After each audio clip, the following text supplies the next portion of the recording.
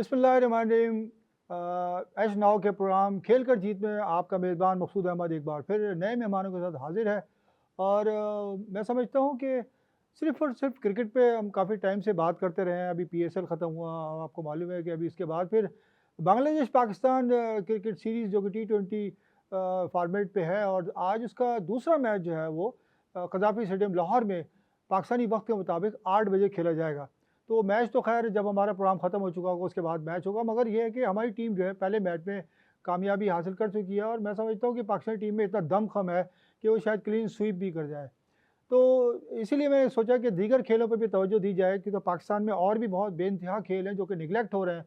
जैसे कि बैडमिंटन, एक बहुत ही हमारे पास पाकिस्तान में एक लेवल था बैडमिंटन का, और बड़े नामी गिरामी प्लेयर पाकिस्तान में पैदा हुए, मगर बैडमिंटन खेल जो है ज़वाल पजीर है। उसकी क्या वजूहत है ये सब जानने के लिए, और उसके अलावा मैं ये मालूम करना चाहूँगा कि हमारे साथ जो दीगर मेहमानों में शामिल है काशिम और फारूक साहब, मैं भी तारुफ़ कराऊँगा आपका। तो ये मालूम करूँगा कि नेशनल गेम्स होंगे या नहीं होंगे, या फिर कुछ और मामलात चल रहे हैं। जिस तरीके से सूरत हाल देख रहा हूँ, मुख्तलिफ़ एक्टिविटी हो रही हैं, जहाँ पे भी इन्होंने अपना सेटअप बनाया हुआ है। तो ये सारी बातें होंगी। मेरे साथ आज जो मेहमान मौजूद हैं, सैयद आमिर अली साहब हैं, जो कि इंटरनेशनल बैडमिंटन खिलाड़ी हैं, और इसके साथ ही काशिफ अहमद फारूकी साहब हैं, जो कि स्पोर्ट्स एनालिस्ट हैं। तो मैं आप दोनों का जो तारुफ़ है, वेलकम पहले तो आप दोनों को। बहुत शुक्रिया आप लोगों ने टाइम निकाला और इतनी शदीद गर्मी में मेरे पास मौजूद हैं। काशिफ फारूकी साहब, मैं आपसे सवाल करूँगा कि आप चूँकि स्पोर्ट्स एनालिस्ट भी हैं, और साथ-साथ आप बहुत से खिलाड़ी भी हैं, क्रिकेट भी आप खेलते रहे। तो आप क्या देखते हैं नेशनल गेम्स किस तरफ जा रहे हैं? सबसे पहले मैं आपके एचएनओ का दोबारा मैं शुक्रगुज़ार हूँ कि उन्होंने मुझे दोबारा मदऊ किया, और आपकी मैनेजमेंट का ख़ास तौर पर मकसूद भाई, आप भी स्पोर्ट्समैन हैं और माशाल्लाह स्पोर्ट्स जर्नलिस्ट से वाबस्ता हैं। मैं आपको ये बताता चलूँ कि अभी गुज़िश्ता पिछले हफ़्ते जो मीटिंग हुई थी वज़ीर आला मुराद अली शाह के साथ, पीओ के कुछ नुमाइंदे थे और सिंध ओलंपिक के पीओ की तरफ से खालिद महमूद साहब। प्रेज़िडेंट आरिफ सईद साहब और सेक्रेटरी खालिद खालिद महमूद महमूद साहब साहब थे। और रौनक लखानी, फ़ातिमा लखानी और सिंध ओलंपिक से अहमद अली राजपूत भी वहाँ पर शामिल मौजूद थे। तो उसमें ये चीज़ तय पाई है, और सिंध गवर्नमेंट की तरफ से भी सपोर्ट है कि नेशनल गेम हुँ, 18 साल के बाद कराची को मिला है, या तो वो कराची में कराने के लिए बिल्कुल तैयार हैं। और उस सिलसिले में जो मीटिंग हुई थी लास्ट वीक में, तो उसमें यही तय पाया था कि वज़ीर आला मुराद अली शाह ने इसको परस्यू किया है, और जो अनाउंस डेट दी है वो 6 दिसंबर से 13 दिसंबर को इंशाल्लाह नेशनल गेम होंगे, और उसकी तैयारियां सिंध ओलंपिक में मुख्तलिफ़ जगह पे चलती जा रही है। और अभी परसों ही इसमें मीटिंग हुई थी, तो उसमें तमाम वेन्यू के हवाले से मुख्तलिफ़ जगह पे जो टूर्नामेंट होंगे नेशनल गेम के, वो उसकी वेन्यू के हवाले से, उसके इक्विपमेंट के हवाले से, उसकी बजटिंग के हवाले से सारी मीटिंग अभी 2-3 दिन पहले भी सिंध ओलंपिक के दफ्तर कश्मीर रोड में हुआ है। तो तैयारियां तो तकरीबन हमारी हो चुकी थी, मगर अब जो है ना थोड़ा-सा वेन्यू पे और मज़ीद बेहतर करने के लिए कोशिश है। अच्छा, मैं आता हूँ आमिर साहब आपकी तरफ। आमिर साहब, आप खुद इंटरनेशनल बैडमिंटन खिलाड़ी हैं, और जी। आपके बेटे वगैरह भी हैं, वो भी इंटरनेशनल प्लेयर हैं, और आप काफ़ी टाइम से अभी भी आप खेल रहे हैं, कोचिंग भी करते हैं, आप बिल्कुल भरपूर अंदाज में टाइम देते हैं। आप क्या देख रहे हैं आपके वक्त जो बैडमिंटन होता था, और आज के जो दौर में बैडमिंटन हो रही है पाकिस्तान में या सूबों में, कैसा लगता है कि बिल्कुल अब प्लेयर नहीं आ रहा, क्या वजूहत है उसकी? सबसे पहले तो आपका शुक्रिया, आपने इनवाइट किया। असल में बात ये है कि बैडमिंटन जो है ना एक बहुत एक्सपेंसिव गेम है। पहले स्कूल कॉलेज लेवल पे होता था, वहाँ से सपोर्ट मिलती थी। अभी ऐसा नहीं है ना, स्कूल कॉलेज लेवल पे उस लेवल की बैडमिंटन नहीं होती। पहले जो एक स्कूल चैंपियन होता था या इंटर बोर्ड या इंटर इंटर यूनिवर्सिटी चैंपियन बनता था, वो पाकिस्तान टॉप रैंकिंग पे आ जाता था, इतना लेवल हाई था। अभी ऐसा नहीं है। एक तो शिलकॉक बहुत महंगी है, और स्कूल कॉलेज लेवल पे जो है वो बैडमिंटन हो नहीं रही। बैडमिंटन अब जो है ना ज़्यादातर लोग एक एलीट क्लास के लोग ही खेल रहे हैं। जो पहले नॉर्मल क्लास के लोग थे, स्कूल कॉलेज में आते थे, वो अब नहीं हो रही। इसकी वजह से नए पे जो खिलाड़ी हैं वो आ नहीं रहे। अच्छा काशिफ साहब, बैडमिंटन के हवाले से जो बात हो रही है, मैं आपसे पूछूंगा कि आप खुद बैडमिंटन के बड़े अच्छे खिलाड़ी भी हैं, आप और स्पोर्ट्स कोऑर्डिनेटर भी हैं, आप स्पोर्ट्स ऑर्गेनाइजर भी हैं, बहुत सारी खूबियां आप में। तो आप क्या देखते हैं यार बैडमिंटन का जो हाल है इस वक्त? सर देखिए, जैसे कि हम आमिर भाई, जब हम खेला करते थे 30-35 साल पहले या इंटर स्कूल, पहले आपको पता है कि देखिए स्पोर्ट डिपार्टमेंट में जो गवर्नमेंट का है और एजुकेशन डिपार्टमेंट अलग अलग हुआ करते थे। अब ये मर्ज हो एक गया, हुआ करते अब थे, ये नहीं, एक अलग हुआ अलग करते होते थे, थे। एक हुआ करते थे। पहले स्पोर्ट्स और एजुकेशन एक होती एजुकेशन थी। अलग होती थी, उसका डिपार्टमेंट अलग था, स्पोर्ट्स का अलग था, इसलिए मैं बता रहा हूँ अब जाके ये एक हो गए। तो इसका कब हुए फंड भी स्पोर्ट्स अफेयर के तहत ना, तो उसमें यूथ एंड स्पोर्ट्स अफेयर के तहत ये सब आ इसमें गए। एजुकेशन नहीं आता। अब सुन तो ले मेरी बात, एक सर थोड़ी सी साहब बता नई रहा बात बता रहे हैं, बता रहा हूँ आप। 35 देखिए 30-35 साल पहले जब हम खेलते थे उसमें इंटर स्कूल होते थे, हर गेम की बात कर रहा हूँ, सिर्फ मैं मगर क्रिकेट की ये बात बात नहीं कर रहा। मुझे हजम नहीं हो रही। आप कह रहे हैं एजुकेशन और अब स्पोर्ट्स एक साथ मालूम हो कर रही है। लीजिएगा, मैं जो आपको बताना यूथ चाह रहा अफेयर हूँ। और स्पोर्ट्स तो एक साथ है, मगर एजुकेशन अलग है, ये बता दूं आपको मैं। हाँ, तो उसमें पहले आपको पता है स्पोर्ट बेस पे दाखिले होते थे आज से 15-20 साल पहले, बिल्कुल बिल्कुल। जब से कैप आया है, कैप का सिस्टम जी हाँ, आया, जी। तो उसमें जो है ना आपकी जो आपके एजुकेशन में जो परसेंटेज होगी उसी हिसाब से आपको कॉलेज कॉलेज में मिलेगा। एडमिशन मिल जाता है। मगर यूनिवर्सिटी में अभी भी मुख्तलिफ यूनिवर्सिटी में एनएडी हो गया, जामिया कराची, अभी भी स्पोर्ट्स के कुछ डिपार्टमेंट है जिसमें स्पोर्ट बेस पे दाखिला होता है। अब मैं आपको 30 साल 35 साल पहले ले चलूं, जैसे आमिर भाई ने बोला है, पहले इंटर स्कूल होता था, फिर उसके बाद टीमें बनती थी, इंटर डिस्ट्रिक्ट होता था, स्कूल के अंदर फिर एक टीम बनती थी कराची बोर्ड की, इनको याद होगा क्यों, वो हर साल तमाम बोर्डों से खेलती थी, Hyderabad board, Lahore board, Multan board. उसके बाद फिर उसकी एक रैंकिंग बनती थी, और इसके बाद जो बच्चा जो पढ़ाई में कमज़ोर होता था स्पोर्ट बेस पे दाखिला होता था कॉलेज में। तो कॉलेज में स्पोर्ट बेस पे दाखिला होने पे उनको पूरी फैसिलिटीज़ मिलती थी कॉलेज की तरफ से, फीस भी नहीं भरी जाती थी, उनका सिर्फ काम होता था खेलना। अब फिर कॉलेज लेवल पे भी क्या होता था, कॉलेज में इंटर कॉलेजिएट रेगुलर होता था, इसका football, cricket, hockey, badminton, table tennis, सारे गेमों के एक अरसे तक होता रहा। 14 गेम होते थे, मुझे अच्छी तरह याद है। जब और उसमें जो है ना उसके बाद जब इंटर कॉलेजिएट की जो परफॉर्मेंस होती थी हर गेम के हिसाब से, फिर उसको इंटर कॉलेजिएट, फिर वो इंटर बोर्ड खेलने जाती थी। तो इंटर बोर्ड से भी फायदा होता था, फिर वो एक टीम बनती थी पूरे पाकिस्तान से, वो पाकिस्तान बोर्ड खेलती थी जो नेशनल लेवल के टूर्नामेंट करते थे। जैसे कि आप क्रिकेट पे अगर देख रहे हैं पाकिस्तान बोर्ड कौन खेलता है, वो ग्रेड 2 क्रिकेट टूर्नामेंट खेलता है। इसी तरह बैडमिंटन भी जो इनकी नेशनल होती थी वो आपका पाकिस्तान स्पोर्ट बोर्ड खिलाती थी पूरे पाकिस्तान से अपने करीब 5 लड़के या 5 लड़के लेकर। ये अब चीज़ 10 सालों में नहीं हो पा रही। अब इसकी जगह जो गवर्नमेंट स्कूल कॉलेजों की जगह ये प्राइवेट स्कूल और कॉलेज ने ले ली है, और माशाल्लाह बहुत अच्छी तरह से हर कोई अपना अपना स्पोर्ट डे, स्पोर्ट गाला कराकर अब इंटर यूनिवर्सिटी लेवल पे भी बहुत ज़्यादा स्पोर्ट डे, स्पोर्ट गाला, स्पोर्ट गेम हो रहे हैं। तो ये एक बड़ी बात है। मगर अब वो जो गवर्नमेंट के जो बच्चे निकलते थे ना, वो आपको अब 15 साल में कहीं भी नजर नहीं आ रहे। इसलिए अब इसका वो है कि जो रेगुलर चलता था ना, inter school, inter collegiate, inter university, तो इस तरह बच्चा आगे बढ़ता है। अच्छा आमिर साहब, मैं जानता हूँ कि आपका जब दौर था आज से 30-35 साल पहले, जब आप लोग आए थे बैडमिंटन में, तो उस वक्त कितने बड़े बड़े कौन कौन से नाम थे? क्योंकि आज तक हम लोग जब आए थे बैडमिंटन मेल में, फीमेल में, हम लोग जब बैडमिंटन में आए थे तो लाजमी हर आदमी का एक आइडियल होता है ना एक प्लेयर का। उस ज़माने में अनवर सईद साहब होते थे जो नेशनल बैंक के थे, हसन शहीद थे, जावेद इकबाल साहब थे, इकबाल कुरैशी थे। ये लोग बहुत सीनियर प्लेयर थे और बहुत उस टाइम में पाकिस्तान रैंकिंग और पाकिस्तान का नाम जो है वो एशियन बैडमिंटन में अच्छे लेवल पे आता था। तो इनको देख देख के हम लोगों ने भी इनके साथ खेला, इन्होंने हमारी कोचिंग करी, हमें टिप्स बताए और हमें हर लिहाज से हमें इन लोगों ने सपोर्ट करी, जिसकी वजह से हमें अपना नाम बनाने में आसानी हुई। कौन कौन से डिपार्टमेंट से खेलते रहे आप? मैं के इलेक्ट्रिक से खेलता रहा हूँ। अच्छा। तो उसमें मैं उनकी टीम का कैप्टन भी था। अच्छा। तो काफ़ी अरसे मैंने खेला है, 92 से लेकर 2004 तक मैंने खेला है। अच्छा, उसके बाद कोचिंग वगैरह कुछ? या कोचिंग मैंने बैंक से भी करी किया है, कोचिंग भी करी है मुख्तलिफ, इसमें मैं सिंध स्पोर्ट बोर्ड का भी कोच रहा हूँ। अच्छा। मुख्तलिफ जगह पे कोचिंग करी है।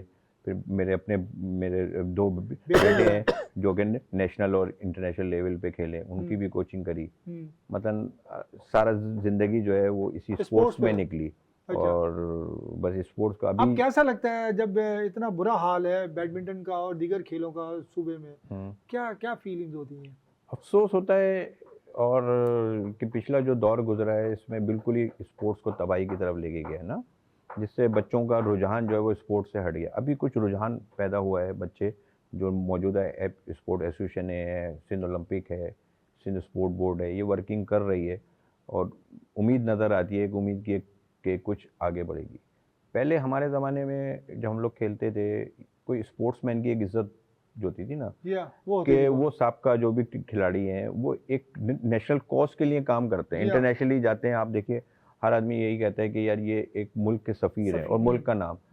मेरा मौक़िफ़ ये है कि जब वो सफ़ीर हैं और जब वो रिटायर होते हैं तो उनको भी वही रुतबा और एहतराम मिलना चाहिए जो एक साबका सरकारी जी ऑफिसर हाँ, को मिलता है। जी हाँ, बिल्कुल। उसने भी नेशनल कॉज के लिए पूरी ज़िंदगी अपनी सर्व कर दी होती है।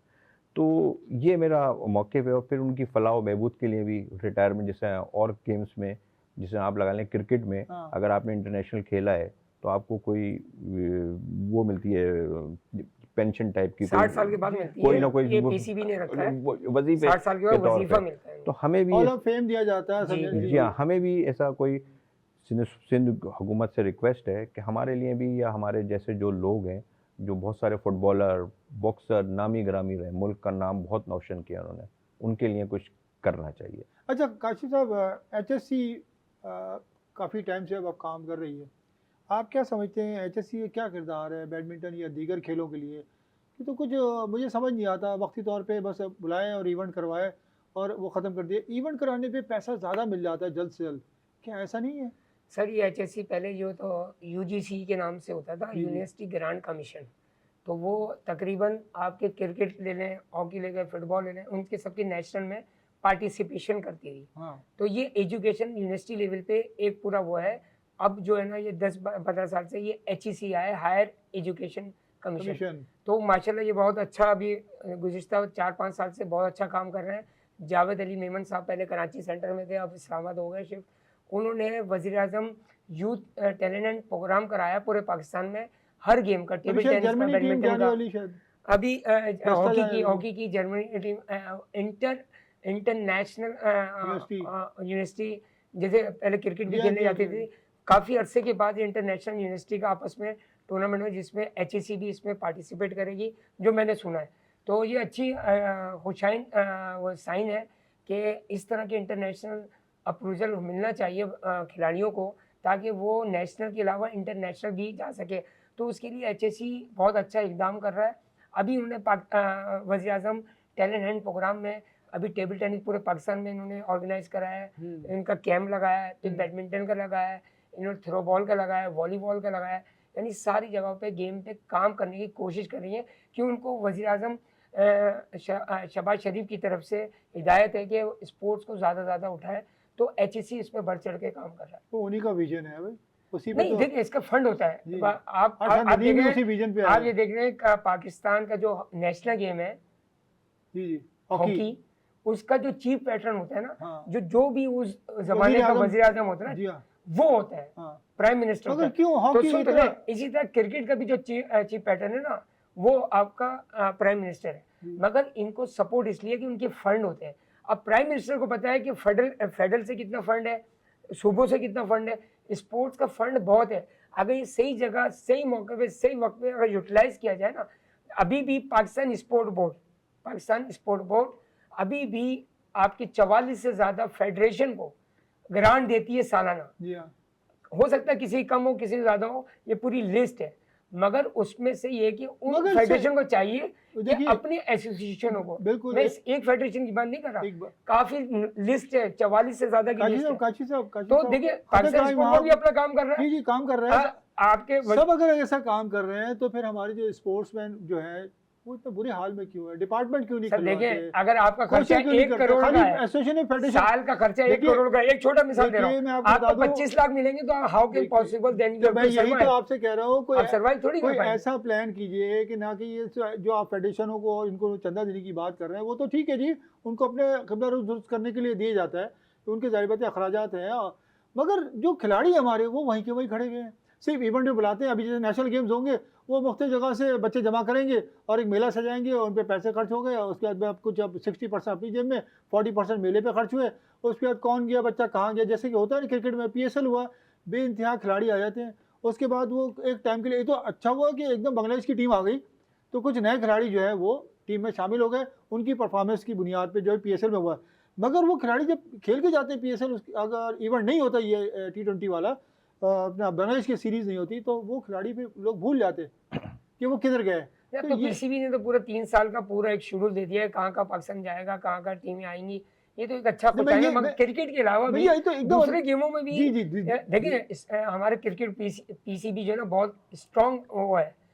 इस तरह की स्ट्रांग बॉडी और किसी ज़माने में हॉकी हुआ करता था, मगर हॉकी बिल्कुल पीछे हो गई है, क्रिकेट बिल्कुल ऊपर आ देखिए गया है। अभी पाकिस्तान की बात अभी कर तो रहा हूँ। क्रिकेट की बुरी हाल है अब पूरे पूरा नहीं फारूकी देखिए, साहब फारूकी मैं साहब खत्म बोर्ड की कलामी बात कर बात रहा हूँ, बोर्ड हमारा बहुत स्ट्रांग बोर्ड है, स्ट्रांग है मगर इस तरह के स्ट्रांग बोर्ड जो है ना हमारे दूसरे गेम में भी होना चाहिए। फारूकी आप साहब देखिए अगर हम लोग ज्यादा मेहनत फारूकी इंडिविजुअल गेम में साहब करें, बैडमिंटन, टेबल टेनिस, फारूक साहब स्क्वैश में, तो आज हम आप कहाँ से कहाँ पहुंचे। आप सुने तो मेरी बात भाई। चेयरमैन मोहसिन नकवी साहब बिल्कुल सही सिमत में चल रहे होते हैं, मगर उनके साथ जो उन्होंने थिंक टैंक रखे हुए हैं ना, जो मशावरती बोर्ड जो है, सर हर दौर में ऐसे ही होता है, घुमा फिरा के वही उनको लोग हैं पीछे सारे। के इर्द गिर्द अच्छा के ठीक लोग है, ही चला बहरहाल रहे मैं होते हैं। आमिर भाई जी। आप लोग के वक्तों में तो आप कितनी ट्रेनिंग करते थे, और आज का बच्चा जो है वो ट्रेनिंग करने के लिए तैयार नहीं है, उठता ही वो 10 बजे है, जी क्या कहेंगे? असल में उसको कोई स्कोप नज़र नहीं आता, उसको कोई चार्म नहीं है ना। अब जो एक एक बच्चा जो है ना वो लिमिटेशन लेके वो चल रहा होता है, टारगेट लेके। पहले हमारे ज़माने में जब लड़का नेशनल लेवल पे पहुंचता था ना, तो वो पॉलिश हो चुका होता था। वो तमाम स्कूल, यूनिवर्सिटी, कॉलेज सब खेल के वो पहुंचा होता, तो उसको तमाम चीज़ें पता होती थी कि कैसे प्लेयर बनना है, क्या बनना है। और जो मॉर्निंग में जो स्पोर्ट्स होती है ना, कोई भी स्पोर्ट्स है, आप जो मॉर्निंग की ट्रेनिंग और होती है ना, वो इवनिंग में कभी नहीं आ सकती, क्योंकि आपके मैचेस भी मॉर्निंग में होने हैं। जो हम लोग लाहौर में या कहीं पे भी जाते हैं खेलने, वो सारे मैचेस सुबह 8 बजे से शुरू होते हैं और रात के 10-11 बजे तक होते होते हैं। लेकिन जब आपको आदत ही नहीं होगी सुबह उठने की, तो आप कैसे सुबह में आप खेल सकते हैं? नहीं तो आपने भी तो अपने 2 बच्चों को ट्रेन किया ना, जाहिर है उनको भी सुबह उठाते होंगे ना, वो भी ट्रेनिंग करते होंगे, आज इंटरनेशनल खिलाड़ी बने ना वो। जी हाँ। तो आप लोग ये क्यों नहीं बताते, जो आपको बुलाने का मकसद ये है कि जो हमारे नए बच्चे हैं खेलने वाले हैं, आप दोनों बुलाने का मकसद ये है कि भाई आप लोग उनको बताएं कि आपने क्या डाइट लेनी है, क्या तरबियत हासिल करनी है, किस टाइम उठना। अभी जैसे जून जुलाई छुट्टियां हैं, काशी साहब आप भी सुन रहे हैं इस बात को, आप भी बताइएगा, अभी समर कैंप लगता है, तो उसमें कितना टाइम उनको देना चाहिए, और जो हमारे सीनियर्स हैं उनको क्या करना चाहिए उनके साथ, प्लीज़ ये बताइए, फिर मैं काशी साहब से ही पूछूंगा। ये मकसूद भाई, अभी मैंने आपसे एक मैंने बताया आपको पहले भी, कि जब तक आप किसी भी सीनियर प्लेयर को एहतराम नहीं देंगे ना, इज्जत और एहतराम, अब सीनियर प्लेयर खुद तो नहीं जाएगा कि जी मैं आपको सिखाने आ रहा हूँ या आप मुझसे टिप लें। ये तो एसोसिएशन और का काम है, जो भी एसोसिएशन काम करे वो सीनियर प्लेयर को हायर करे, उनसे कोऑर्डिनेट करे, उनसे रिक्वेस्ट करे कि आप आइए, बच्चों को उनको कुछ हर प्लेयर को 4-4 5-5 बच्चे दें, ताकि फिर वो देखें वो कहाँ तक आपको लेके आपको सपोर्ट करते हैं। बगैर सपोर्ट के तो कोई भी नहीं होगा ना। अब ये तो आप उस बच्चे, आपकी बैडमिंटन में तो ये भी सूरत हाल रही कि जो सिंध का सेक्रेटरी है वो खुद ही प्लेयर भी जा रहा है और वो सेक्रेटरी भी है, क्यों ऐसा?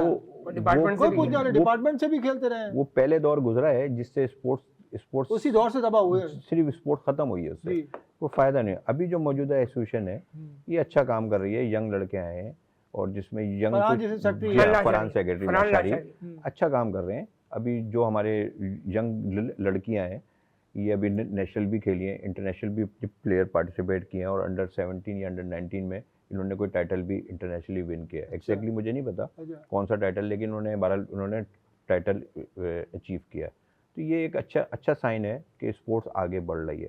ये फरहान लशारी अच्छा काम कर रहे हैं, खुद तमाम चीज़ों में इंडेक रहते हैं और यंग है, इसलिए भाग दौड़ करते हैं और स्ट्रगल करके ये प्लेयर बने थे जवाबदा से, और उसने बहुत स्ट्रगल करी है ना अपने दौर में। जो स्ट्रगल करता है ना, तो वो बच्चों को स्ट्रगल करता है और उन जो खराबियां हुई होती है ना उनसे सेफ करता है। सबसे बड़ा उनको एक एडवांटेज है, उनकी मिसेज भी स्पोर्ट्स वुमेन है, तो वो सपोर्ट एक रहती है, घर से भी सपोर्ट है। बिल्कुल, स्पोर्ट फैमिली है, वो स्पोर्ट फैमिली है, तो स्पोर्ट फैमिली, उनके भाई भी खेलते करना चाहिए हम लोग, या उनके भाई भी खेलते रहे, तो अप्रिशिएट बिल्कुल करना चाहिए। अच्छा है, काम कर रहे हैं लड़के। देखें, आप कुछ भी बात कर रहे हैं ना, या मैं अगर अपने बेटे को सिखा रहा हूँ या किसी भी XYZ प्लेयर को सिखा रहा हूँ, लेकिन कोर्ट में उसने खुद खेलना है, सही है ना। तो अब मेरी परफॉर्मेंस उससे जाहिर होगी ना कि जब प्लेयर कितने निकल रहे हैं, किस लेवल तक जा रहे हैं। जो मौजूदा एसोसिएशन है या मौजूदा फेडरेशन है, ये अच्छा काम कर रही है, प्लेयर इंटरनेशनल लेवल पे जा रहे हैं और अचीव कर रहे हैं कोई टारगेट, तो इसका मतलब है उनकी परफॉर्मेंस कुछ बेहतर है। अच्छा, तो कोई स्पॉन्सरशिप वगैरह है अभी जो सूरत हाल चल रही है? नहीं, स्पॉन्सर तो मेरे ख्याल में कोई भी नहीं डिपार्टमेंट है। वगैरह? डिपार्टमेंट थे, फिर बीच में बंद हो गए। अभी सिर्फ वो वापडा और ये लोग हैं। केपीटी अभी है? केपीटी भी खत्म हो गया, के इलेक्ट्रिक ने टीम बंद कर दी अपनी, एनबीबी ने भी, नेशनल बैंक ने भी खत्म कर ज्यादातर दी। बैंकों ने हमारे खत्म कर ज़माने दिया में स्पोर्ट जब हम लोग खेलते थे तो तमाम बैंक्स की टीम होती थी। एचबीएल होती थी, हाँ। नेशनल बैंक होती थी, हाँ। अलाइड बैंक होती थी, यूबीएल की टीम तो काफ़ी अरसे नेशनल चैंपियन रही है और अच्छे टॉप प्लेयर है। पीआईए होती थी। मतलब ये सब डिपार्टमेंट बंद हुए, किसी ने इनके ऊपर तवज्जो नहीं दी कि भाई क्यों बंद हो रहे हैं, या इनकी मैनेजमेंट से जाके रिक्वेस्ट करें, बातचीत करें तो इसका हल निकाला जाए, जिससे अगर आप ये 5 डिपार्टमेंट में 5 भी लड़के रख रहे हैं तो 25 लड़के तो इंडेक्ट हो गए ना, उनके फाइनेंशियली मसाइल हल हो गए। और फिर यही सब कुछ हुआ है, जो सीनियर प्लेयर हैं कई इंतकाल कर गए, कोई किसी ने पूछा भी नहीं, तो ये बेचारे डाउनफॉल है बैडमिंटन का। इसी वजह से ये सूरत हाल है। काजी साहब, अभी जो छुट्टियां पड़ रही जून जुलाई में, तो क्या समझते हैं कि हमारे बच्चों को इतनी गर्मी में आ जाएंगे शौक पूरा करने के लिए जो कैंप लगाते हैं लोग? देखिए, हर स्कूल हर कॉलेज जो है ना, जून जुलाई में तो अमूमन ये कि आपको पता है गर्मी ही होती है, तो अपने बच्चों को इंडेक्ट करने के लिए और स्पोर्ट्स में रखने के लिए कुछ बच्चे तो आउट ऑफ कंट्री चले आते हैं, आउट ऑफ सिटी चले आते हैं, मगर फिर मिड ऑफ जून और जुलाई में ना सही मानों में 1 महीने का कैंप हर स्कूल हर कॉलेज लगाता है, ताकि बच्चे दूसरी जगह से जाने से अच्छा है जो कंप्यूटर में बैठ के खेल रहे होते हैं, उससे बेहतर है कि वो स्विमिंग कर ले, हॉकी खेल ले, फुटबॉल खेल ले, बास्केटबॉल खेल ले, बैडमिंटन, टेबल टेनिस, इसमें कोई ना कोई बच्चा जिसमें इंटरेस्ट लेता है फिजिकल एक्टिविटी में इन्वॉल्व करने के लिए ये स्कूल कॉलेज का बहुत बड़ा काम है। क्योंकि तो समर कैंप में हर साल देख रहा हूँ कि हर स्कूल अपना समर कैंप लगाता है ताकि बच्चों को इंडेक्ट करे। जो खेलने वाले शौकीन है वो लाजमी आएंगे, वो भी गर्मी और सर्दी नहीं देखते। और जून जुलाई में तो आपको पता है पाकिस्तान में तो वैसे ही गर्मी बहुत होती है। जैसे कि खाने का एक मेन्यू कार्ड देखते हैं ना आप लोग, उस तरीके से आजकल स्कूलों ने अपना एक स्पोर्ट्स का कार्ड रेडी किया हुआ है, जिसमें जी स्विमिंग है और बैडमिंटन है, ये है वो है, सब ये इन्होंने अभी पेपर चल रहे थे एग्ज़ाम, तो उसके बाद फिर उन्होंने कहा कि भाई ये इतने का है, तो उसके आगे जो पैसे लिखे हुए थे इतनी बड़ी बड़ी अमाउंट लिखे हुए थे, तो मैं समझता हूँ गरीब का बच्चा जो है वो उस कैम्प में शामिल नहीं हो सकता। और गरीब का बच्चा जो है, सामान्य नाज़रीन आपको बता दूँ, वही प्लेयर बनता है क्योंकि वो खुद अपना सामान उठा कर लेकर आते हैं। ये दोनों जो खिलाड़ी बैठे हुए हैं ये अपनी मदद आपके तहत मेहनत करके आए हुए हैं। आज जो प्रॉब्लम ये है कि जो गरीब का बच्चा है वो मेहनत करना चाहता है मगर उसको सहूलतें नहीं है, सपोर्ट नहीं है। और अगर इसको सपोर्ट मिल जाए तो वो अरशद नदीम जैसे निकलते हैं, जैसे आपने देख लिया पूरी दुनिया में पाकिस्तान का नाम रोशन किया है। तो क्या मैं सही कह रहा हूँ कि तो मैंने जो आपको बताता हूँ, आपने बिल्कुल सही कहा।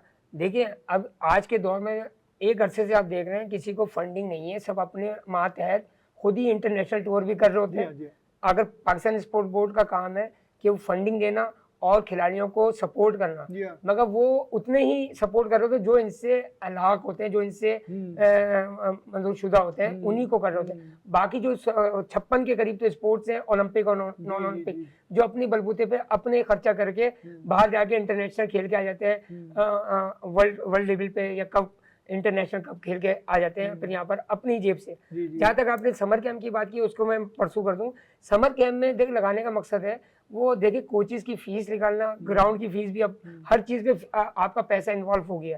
आप फ्री में जो हम लोग खेलते थे ना मैदानों में, खुद गए सुबह फजर में नमाज पढ़ने के बाद खुद बल्ला ले गए, खुद विकेट ले गए, खेलना शुरू हो गए, तो एक ग्राउंड में 10-10 जगह पे छोटी जगह पे खेलते थे। अब वो दौर नहीं है, अब सब ग्राउंड जो है ऑक्यूपाइड हो गए और सारे जो है ना वो आपको पता है गवर्नमेंट के इदारे में, केएमसी के अंडर में, कोई केडीए के अंदर में, तो वो सब आपका कमर्शियलाइज हो गए। आपको वहाँ की फीस देना ही देना है, तो इसलिए थोड़ी सी नॉर्मल फीस रखकर समर कैंप कराते हैं। फिर इसमें कोच की फीस भी देना होती है, फिर आपके क्या नाम है वहाँ के रेंट भी देना होता है। तो ये नॉर्मल फीस है, कोई ज्यादा रखता है कोई कम करता है, मगर समर कैंप तो करना है ना। हमारे दौर में फ्री में हम लोग ग्राउंड में जाते थे, सर अब तो गेट बंद होता है, आपको नॉक करना पड़ता है, इजाजत लेनी पड़ती है, आपने पैसे भरे तो अंदर आए। सर आपकी इत्तला के लिए जून जुलाई में काशी फारूकी साहब और आमिर साहब जून जुलाई में जो पीडी टीचर होता है उसको तनख्वाह देते हुए तंग करते हैं, सोचा।